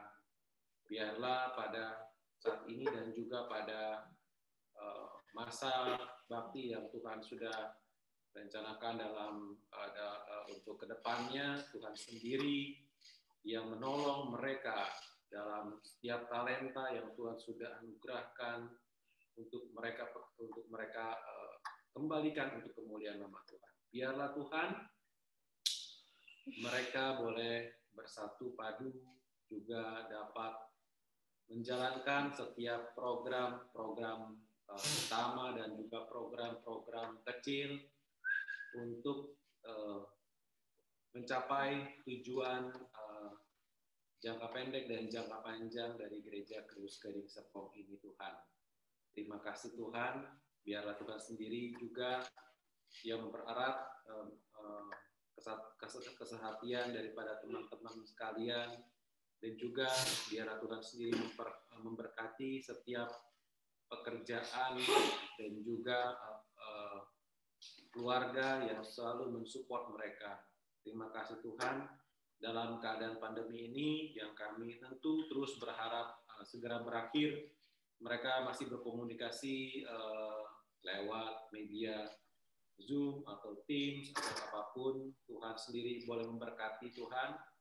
Kami yakin ada kekurangan juga dalam Zoom, karena interaksi mungkin kurang lebih aktif, kurang lebih berbeda dengan secara fisikal. Tetapi kami yakin dan percaya Tuhan sendiri yang memperlengkapi mereka. Tuhan sendiri bisa bawa mereka merangkul mereka, berhimpun bersama untuk kemuliaan nama Tuhan. Bapak, kami juga untuk kesehatan mereka, biarlah mereka dalam kesibukan mereka, dalam pekerjaan, dalam usaha mereka juga dapat melayani-Mu ya Bapak, juga dapat mengatur dan menyeimbangkan antara kehidupan dalam keluarga, pekerjaan, usaha, dan juga pelayanan. Biarlah Tuhan, biarlah boleh berjalan dengan beriring dan juga dapat sama-sama memuliakan nama Tuhan, baik keluarga yang menopang dan menolong mereka. Terima kasih Tuhan Yesus. Kami juga mau berdoa Tuhan supaya Tuhan sendiri yang menjadi pendamai bagi mereka yang mungkin ada berselisih pendapat, dan Tuhan sendiri menolong mereka, Tuhan sendiri memimpin sehingga Tuhan dapat menjadi pemimpin daripada tercapainya objektif dari GKGS ini Tuhan. Terima kasih Tuhan. Inilah doa-doa yang kami naikkan kepada nama Tuhan Yesus Kristus penebus dan juru selamat kami yang hidup. Kami berdoa, kami mengucap syukur. Amin. Amin. Untuk pokok doa yang berikutnya akan dipimpin oleh Ibu Yani. Iya, baik. Mari Bapak Ibu sekalian, kita satu dalam doa. Bersama-sama kita dukung teman-teman, saudara-saudara seiman kita yang butuh dukungan doa. Di sini ada 10 nama. Marilah sama-sama kita bawa, kita sebut nama mereka, dan kita dukung mereka di dalam doa. Mari kita satukan hati kita datang kepada Tuhan. Allah Bapa kami yang baik, terima kasih Tuhan, Bapa yang menguasai setiap kehidupan kami, Bapa yang selalu menilik setiap hati kami yang paling dalam. Pada saat ini kami datang kepadamu, memohon ampun atas setiap salah dan dosa kami Tuhan. Layakkan kami untuk kami boleh menghampiri Tuhan yang kudus, agar kami boleh menyatakan setiap apa yang menjadi permohonan doa-doa kami. Khususnya pada malam hari ini Bapak, kami mau berdoa untuk Oma Elizabeth dan Oma Yohana ya Tuhan. Tuhan tahu di dalam kelemahan tubuh mereka, di dalam ketidakmampuan mereka, bahkan kekuatan mereka yang telah berkurang ya Bapak. Tuhan saja yang menolong, Tuhan yang menaungi, Tuhan yang menjaga, bahkan Tuhan yang memberikan apa yang menjadi kebutuhan mereka. Di dalam ketidakmampuan kami, Tuhan pakai setiap orang, siapapun mereka. Kami percaya Bapak, bahwa kami anak-anak Tuhan ada dalam lindungan Tuhan, ada dalam pengawasan Tuhan, dan terus ditopang, ditolong, dan diberikan kekuatan. Dan kami juga mau bawa Oma Sarah Wangsa ke dalam tangan Tuhan Bapak. Tuhan, terima kasih untuk kesehatan, untuk pemeliharaan Tuhan kepada Oma sampai saat ini Tuhan. Kami juga mau berdoa untuk anak-anaknya, untuk cucu-cucu dan bahkan mantu-mantunya, baik Tina, baik keluarga Pak Marco dengan Ibu Helen dan kedua anak kekasihnya, dan juga Pak David yang ada di Amerika bersama istri dan anak-anaknya Tuhan. Kiranya Tuhan menutup bungkus mereka dengan darah-Mu yang kudus. Bila Tuhan yang menjadi Tuhan kepala dalam setiap rumah tangga mereka, di dalam setiap kesesakan mereka, ada kasih Tuhan yang Tuhan nyatakan, ada kebesaran Tuhan yang mereka bisa lihat ya Bapak. Dan kami terus berdoa Tuhan, agar mereka terus diteguhkan dalam iman percaya mereka, mengandalkan Tuhan dalam segala hal. Gitu juga dengan Oma Bapak di hari tuanya Tuhan. Biarlah sukacita damai sejahtera yang dari Tuhan terus boleh memenuhi hati dan pikiran Oma. Sehingga Oma terus boleh dipakai Tuhan dimanapun Oma berada, menjadi kesukaan dan kecintaan bagi sesama, bahkan bagi Tuhan. Kami juga mau berdoa Bapak untuk Opa Soleman Bahri Tuhan. Tuhan tahu keberadaan Opa dan juga Oma Peti yang mendampingi Bapak, beserta dengan anak-anak, cucu, dan mantu ya Tuhan, yang kami tahu mereka berdua ada di Australia Tuhan. Terima kasih atas penyertaan Tuhan, atas kebaikan Tuhan, kemurahan Tuhan yang terus Tuhan nyatakan dalam kehidupan Oma, Opa, kekasih kami ya Bapak. Terus Tuhan kuatkan iman percaya mereka. Dan mereka boleh menjadi teladan bagi anak-anak dan cucu mereka. Bahkan iman mereka boleh mereka wariskan kepada setiap anak-anak cucu dan mantunya ya Bapak. Dan biarlah kasih yang dari Tuhan, kebahagiaan, sukacita, boleh dipenuhi dalam kehidupan mereka. Dan mereka terus boleh menyaksikan betapa luar biasanya Tuhan menyertai kehidupan mereka. Kami juga mau berdoa untuk Opa Alek Lasut ya Bapak, beserta dengan istrinya Tuhan, kiranya Ibu Selma, kiranya Tuhan juga boleh menolong di dalam keseharian mereka, di dalam kelemahan tubuh mereka, bahkan di dalam sakit penyakit mereka. Kami percaya ada kuasa Tuhan yang mengalir, ada penyertaan Tuhan yang terus boleh menyertai kehidupan mereka. Biarlah mereka terus dikuatkan dalam iman percaya mereka, bahwa Tuhanlah satu-satunya penolong mereka, bahwa Tuhanlah satu-satunya yang empunya hidup mereka. Begitu juga untuk anak-anak, cucu, dan mantu-mantunya ya Bapak, kiranya Tuhan boleh menolong mereka satu persatu di dalam pergumulan mereka, agar mereka terus boleh memandang Tuhan, dan mereka terus boleh diteguhkan dalam iman percaya mereka, dan melihat betapa baiknya Tuhan memelihara kehidupan mereka. Dan kami juga mau berdoa untuk Oma Nelly Tuhan. Terima kasih Tuhan juga terus boleh menolong Oma Nelly. Kami mau berdoa untuk Oma Nelly yang terus Tuhan kuatkan, terus Tuhan berikan kesehatan. Sekarang Oma Nelly hanya berdua dengan suster Tuhan, di mana Opa Atang telah berpulang ke rumah Tuhan. Biarlah Oma Nelly terus diberikan hati yang ingin rindu untuk selalu bersama dengan Tuhan di dalam kesehariannya. Biarlah firman Tuhan terus boleh ada dalam hati dan pikirannya. Puji-pujian boleh keluar dari mulut dan hati yang paling dalam. Dan suster, terima kasih Tuhan sudah membantu dan menolong. Biarlah suster juga Tuhan pakai menjadi perpanjangan tangan Tuhan untuk terus memberikan kasih dan sukacita Tuhan untuk Oma Nelly dan juga untuk anak kekasihnya Grace ya Bapak. Dan kami boleh menyerahkan juga kehidupan dari Bapak Susanto ke dalam tangan Tuhan. Tuhan yang tolong dalam setiap masalah, persoalan, dan pergumulan mereka ya Bapak. Biarlah Tuhan saja yang menguasai setiap kehidupan dari Bapak Susanto ini, yang terus boleh Tuhan pegang, Tuhan tuntun, Tuhan atur setiap langkah hati dan hidupnya. Kami juga berdoa untuk Oma Eliasari, Oma Elsie ya Bapak.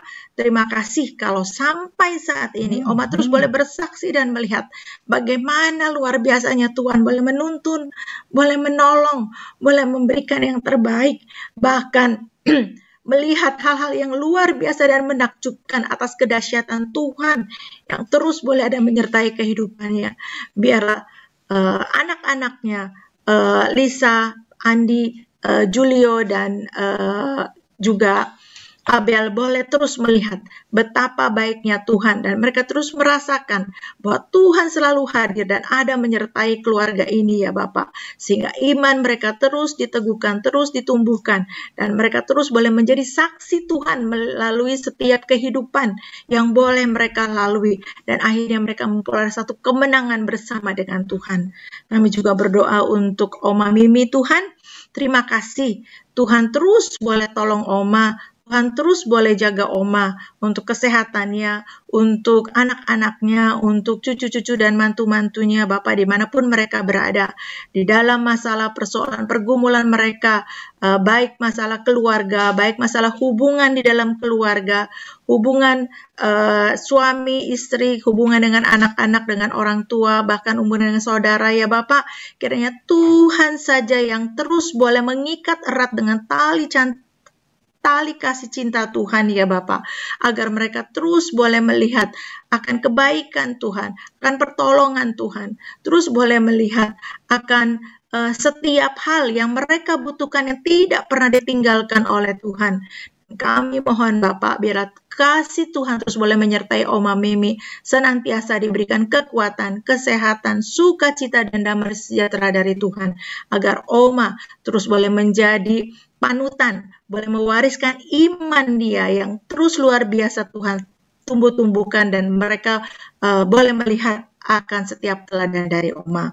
Kami juga mau berdoa untuk Oma Afong Tuhan, di dalam kesendiriannya, biarlah Tuhan terus boleh menolong Oma, walaupun saat ini Oma hanya bersama dengan anaknya, biarlah terus Tuhan jaga, Tuhan tolong dalam keseharian Oma Afong, agar Oma Afong terus boleh ditumbuh-tumbuhkan akan iman percayanya, diteguhkan, dikuatkan, bahkan kesehatan dari Tuhan boleh menyertai kehidupan Oma Afong, bahkan anak-anak dan cucu-cucu dan mantunya Tuhan. Tuhan terus tolong, terus jaga dalam setiap kehidupan mereka, apapun yang mereka lakukan dan perbuat, biarlah semuanya hanya untuk kemuliaan nama Tuhan. Kami menyerahkan juga semua jemaat kami di Gereja Kristus Gading Serpong, siapapun kami, dimanapun kami berada, dengan setiap keberadaan kami, Tuhan yang maha mengerti dan Tuhan yang maha tahu akan setiap masalah, persoalan, dan pergumulan kami. Kiranya Tuhan juga yang membuka jalan, Tuhan juga yang terus boleh menolong, Tuhan yang menguatkan. Bahkan pada saat ini juga Bapak, kami teringat kepada Pak Eka akan istrinya Ibu Juju, yang minggu lalu kami doakan dan kami mendapat kabar bahwa Ibu Juju masuk rumah sakit karena serangan jantung. Puji Tuhan, terima kasih kalau hari ini saya mendapatkan kabar bahwa Ibu Juju sudah keluar dari rumah sakit, dan pemulihan Bapak, kiranya Tuhan terus kuatkan iman percaya dari keluarga Pak Eka, istri dan anak-anaknya, bahwa Tuhan selalu ada menyertai mereka, dan Tuhan memberikan yang terbaik bagi kehidupan setiap anak-anaknya. Kami menyerahkan Bapak, semua seru doa kami yang kurang dari sempurna ini hanya dalam nama Tuhan Yesus, Tuhan dan Juru Selamat kami yang hidup, kami berdoa. Amin. Amin. Untuk dua pokok doa berikut, berdoa untuk pengendalian COVID-19 dan juga mendoakan STT Cipanas, akan dipimpin oleh Pak Jasmin. Ya, mari kita berdoa untuk dua pokok doa ini ya. Kita akan berdoa untuk pengendalian COVID, sehingga program vaksin juga bisa berjalan di seluruh Indonesia. Kemudian juga kita mau doakan untuk STT Cipanas ya. Mari kita bersama-sama doakan untuk dua pokok doa ini. Ya Bapak, malam hari ini kami juga ingin mendoakan secara khusus untuk kondisi pengendalian dari COVID Tuhan, di mana semakin hari semakin penyebarannya semakin meluas Tuhan. Kami terus berdoa supaya program pemerintah untuk vaksinasi COVID ini juga bisa berjalan dengan baik Tuhan, semakin banyak juga untuk masyarakat yang bisa divaksin Tuhan. Bahkan akhir-akhir ini sudah mulai usia 12 tahun bisa divaksin Tuhan. Kami terus berdoa supaya program pemerintah ini bisa dijalankan dan bisa diterima oleh masyarakat dengan baik Tuhan, sehingga masyarakat pun juga mempunyai kemauan dan keinginan untuk bisa mendapatkan vaksin tersebut Tuhan, sehingga tidak ada penolakan dari masyarakat juga untuk mereka semua bisa mendapatkan vaksin. Dan kami terus berdoa supaya semakin banyak masyarakat yang penduduk Indonesia yang mendapat vaksin ini, sehingga imun secara massal bisa tercipta Tuhan, sehingga kami sungguh berharap virus COVID ini lama-kelamaan bisa semakin berkurang dengan semakin banyaknya masyarakat yang sudah divaksin Tuhan. Kami juga terus doakan untuk seluruh tenaga medis yang ada, yang mensupport untuk penanganan COVID ini. Kau juga terus lindungi, berkati, dan juga kesehatan mereka terutama, sehingga mereka bisa melayani pasien-pasien yang ada, sehingga mereka pun bisa terus bekerja secara optimal juga Tuhan. Kami juga terus doakan supaya pengobatannya sudah berjalan, obat yang dipakai pun semakin hari bisa semakin tepat untuk pengobatan COVID ini Tuhan. Begitu banyak obat-obat yang sudah dicobakan dari yang beberapa bulan yang lalu sampai akhir-akhir ini. Kami terus berdoa supaya ada juga ditemukan obat yang sesuai untuk pengobatan COVID ini Tuhan. Ya Bapak, berikutnya kami juga ingin mendoakan untuk STT Cipanas Tuhan, yang saat ini dipimpin oleh Pendeta Martin Tuhan sebagai rektor di STT Cipanas ini Tuhan. Kami terus doakan supaya baik para dosen yang mengajar maupun mahasiswa yang mendapat pendidikan di STT ini Tuhan, mereka sungguh dipersiapkan hati mereka untuk nantinya bisa melayani dalam pelayanan yang mereka pilih Tuhan, sehingga nantinya STT Cipanas ini bisa menghasilkan banyak pekerja gereja yang ada juga Tuhan. Semakin banyak juga mahasiswa yang ikut di dalam STT ini nantinya bisa menjadi pekerja-pekerja gereja yang ada di seluruh Indonesia juga Tuhan. Kami juga terus doakan seluruh dosen yang mengajar pun terus Engkau berikan kerinduan untuk bisa memberikan pengajaran yang sesuai dengan firman-Mu Tuhan, yang baku dan juga bisa dipahami oleh mahasiswa-mahasiswa yang mengikuti dalam STT Cipanas ini Tuhan. Inilah doa-doa kami Tuhan, dalam nama Tuhan Yesus kami berdoa dan mengucap syukur. Amin. Amin. Untuk 3 pokok doa yang berikutnya akan dipimpin oleh Ibu Ita. Bapak Ibu, mari kita satu di dalam doa. Tidak habis-habisnya kami mengucap syukur kepadamu Tuhan atas segala penyertaan, perlindungan, bahkan kesehatan, kesembuhan yang Tuhan telah berikan di tengah-tengah kehidupan jemaat-jemaat kami yang boleh dipulihkan. Terima kasih banyak untuk jamahan Tuhan bagi keluarga Pak Andi, Ibu Lisa, Julio. Terima kasih untuk jamahan Tuhan bagi Pak Agus dan Niko. Kami bersyukur untuk setiap langkah, setiap kemajuan demi kemajuan yang kami lihat, kami saksikan dengan cara Tuhan dalam keluarga mereka. Kami kagum akan Engkau, kami berterima kasih Tuhan untuk kebaikan-Mu. Kami berterima kasih untuk keluarga Pak Monas, Ibu Sela, Luther, dalam pemeliharaan kasih Tuhan. Dan Tuhan juga terus menopang keluarga ini, memberikan kekuatan terus, penghiburan yang daripada Tuhan. Dan kami juga berdoa supaya sungguh mereka boleh mengalami pemulihan yang total dari COVID yang telah mereka lalui. Terima kasih untuk setiap teman-teman yang telah mendukung, mendoakan, mensupport mereka dari berbagai hal. Kiranya terus kami saling menguatkan, kami terus saling membantu, dan kami juga terus merasakan dan boleh melihat bagaimana tangan kasih Tuhan yang ajaib dan besar yang nyata di tengah-tengah kehidupan kami. Terima kasih Tuhan, malam hari ini juga kami berdoa untuk Papa dari Pak Raymond. Terima kasih untuk kesaksian yang boleh kami dengarkan, bagaimana Tuhan telah menolong Papa dari Pak Raymond dan juga Pak Devris yang membantu seluruh keadaan di sana pada waktu itu. Dan terima kasih Tuhan, uluran tangan kasih Tuhan yang tepat, yang Tuhan berikan, yang boleh Tuhan nyatakan di tengah-tengah keluarga ini. Ketika anak-anak tidak bersama-sama, anak-anak jauh dan tidak dapat berbuat apa-apa, tapi Tuhan mengirimkan orang yang sungguh dapat membantu mereka sesuai dengan kebutuhan yang mereka perlukan. Kami memuji Tuhan, kami bersyukur dengan cara Tuhan bekerja, dengan cara Tuhan berbuat, membawa kami melihat bagaimana Tuhan begitu ajaib. Tuhan sanggup melakukan lebih dari apa yang kami pikirkan dan kami doakan. Terima kasih Tuhan. Walaupun sekarang Pak Raymond masih dalam perawatan, tapi kami percaya terus ada kekuatan dan terus ada kemampuan untuk bisa lebih baik, makin hari juga makin dipulihkan. Berkati mamanya, berkati kokonya, Pak Raymond, supaya tetap dalam sandaran, dalam pengharapan kepada Tuhan.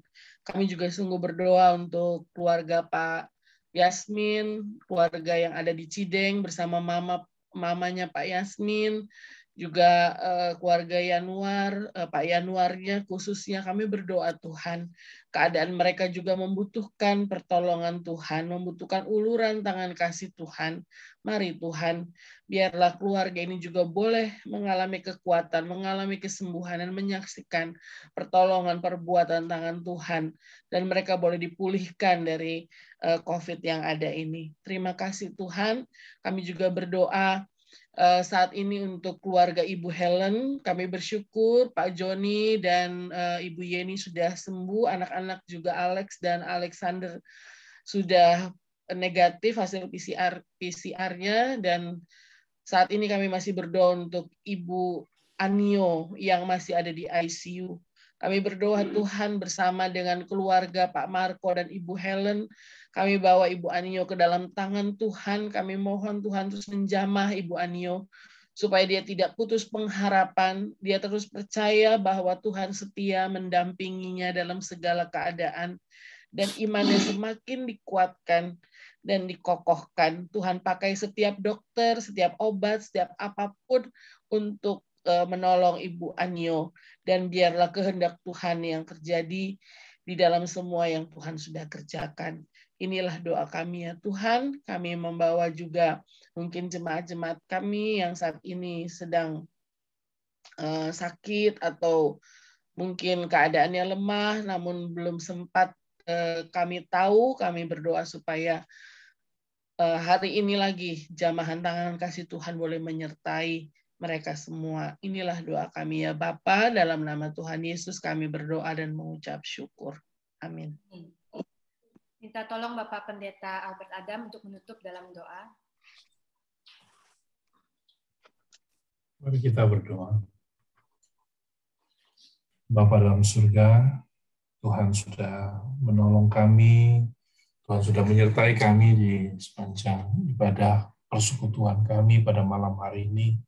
Kami bersuka cita untuk kebaikan pertolongan Tuhan, dan kebersamaan kami yang saling membangun, saling menopang di dalam Tuhan, saling menguatkan di dalam Tuhan, saling mengingatkan dan mendorong hal-hal yang baik yang terjadi di tengah-tengah kami, baik dalam hidup kami pribadi-pribadi, baik dalam kehidupan suami, sebagai istri, sebagai keluarga, sebagai anak, juga sebagai saudara bersaudara dalam satu jemaat Tuhan yang Tuhan sudah panggil untuk kami mengerjakan panggilan kami, mengerjakan kehidupan bergereja yang memuliakan Tuhan, yang bertumbuh ke arah Kristus, supaya kami terus dibawa oleh Tuhan dalam kemenangan-kemenangan iman, dan kami terus memandang kepada Kristus yang sudah menang, bahwa kami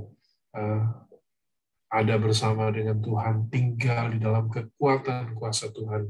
Kami juga mau untuk terus memperhatikan banyak hal dalam kehidupan kami, Tuhan, berbagai bidang kehidupan kami, supaya kami tidak kebobolan, supaya kami tidak kecolongan, tapi kami mau terus teliti, tekun, berjalan bersama dengan Tuhan, dan bergandeng tangan dengan jemaat Tuhan. Tuhan pimpin kami semua. Terima kasih dalam kebersamaan ini kami boleh terus bertumbuh, dilengkapi, Tuhan menolong kami semua. Dan hamba boleh melihat pertumbuhan-pertumbuhan yang nyata di tengah-tengah kehidupan jemaat-Mu. Terima kasih untuk semua hal yang Tuhan sudah buat dan yang sedang buat, yang akan Tuhan buat yang lebih besar lagi. Kami mau setia kepada Tuhan dan melihat kebesaran kemuliaan Tuhan makin nyata di tengah-tengah kehidupan kami dan melalui kami. Tuhan memberkati semua Bapak Ibu Saudara yang sudah melayani, keluarga Pak Arif, Vidya, dan juga anak-anak. Tuhan memberkati mereka dalam segala keberadaan dan juga masa depan mereka. Tuhan menolong, memberkati pada seluruh kehidupan anak-anak kami semua. Tuhan memberkati cucu-cucu yang ada, Tuhan memberkati. Tuhan memberkati keluarga-keluarga, suami, istri, memberkati pekerjaan-pekerjaan. Tuhan memberkati segala hal yang ada dalam kehidupan jemaat Tuhan. Karena jemaat-Mu mau mengandalkan Tuhan, mau menempatkan Tuhan di atas segala-galanya bagi kemuliaan Bapa di surga, Kami bawa ungkapan syukur kami, terima kasih kami pada malam hari ini. Ya, dalam nama Tuhan kami, Yesus Kristus, Kepala Gereja, Gembala kami yang agung, yang kami muliakan, kami cintai.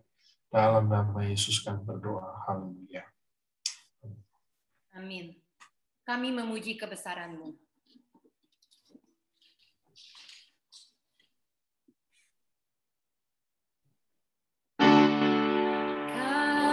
Kami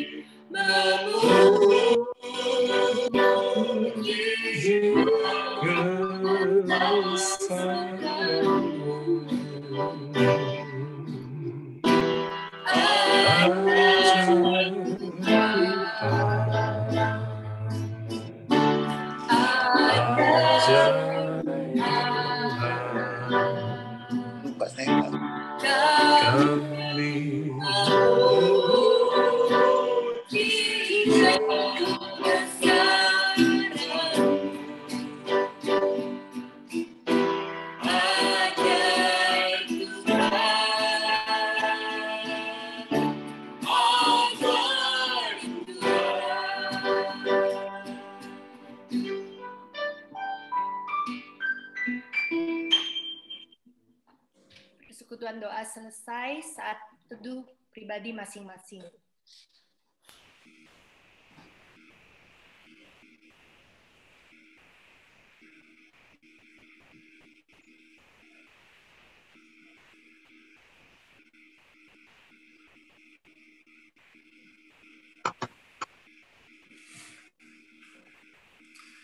Terima kasih. Terima kasih Vidya. Terima kasih. Terima kasih Bu Vidya sekeluarga. Mandy, Luis. Mandy, Luis ya. Luis, Mandy, terima kasih. Terima kasih Bapak Ibu semua. Terima kasih. Pak Raymond, makasih kesaksiannya. Iya. Iya, Oma Ango. Oma. Ibu Ita. Ya, sama-sama. Yang Peng, makasih. Luar biasa ya, Cilempen. Makasih ya. Iya. Iya. Selamat malam, selamat malam semua. istirahat. Selamat istirahat. Oma-oma, masa ya. Istirahat. Terima kasih semuanya. Ya Bu Iren. Ada yang kangen sama Bu Yani di rumah, nggak pernah ketemu lagi. Belum foto ya Pak Iwan, udah pada pulang. Udah pada pulang. Salam untuk semua. Salam buat Marques Bu, kalian juga Bu. Ditanyain mana Tante Yani, matanya udah sembuh belum? Katanya ya ampun, udah dari kapan? Sudah Masih Marques, ingat aja. terima kasih doanya. Iya. Ya, terima kasih Bu Vidya. Thank you. Ya, sampai ketemu kembali, selamat istirahat. Ya, Oma Mimi, Oma Tres, Kak Jerni, Bu Birdin, Lina. Salam Pak Edwan ya. Edwan, Oma Else, Glenn, Oma Yohana, Oma Eli, Jesse, Bita. Iya, Oma Oma. Yohana. Terima kasih. Selamat istirahat, Oma. Pak Adam. Ya. Sehat-sehat ya. Ya sehat Ya, Tuhan. oke. Oke, Oma, Terima kasih. Yo, pamit ya. Ya, Bu Yani. Lagi nunggu jempotan. Pak Iwan tuh. Ayo Pak Pak Iwan, Iwan mau nih diantar sekarang. ya Pak Iwan. Oh, sudah. Oke. Oke, terima kasih. Terima kasih. Vidya, makasih. Bye-bye. Tante Mimi, terima kasih. Ya. Lalu.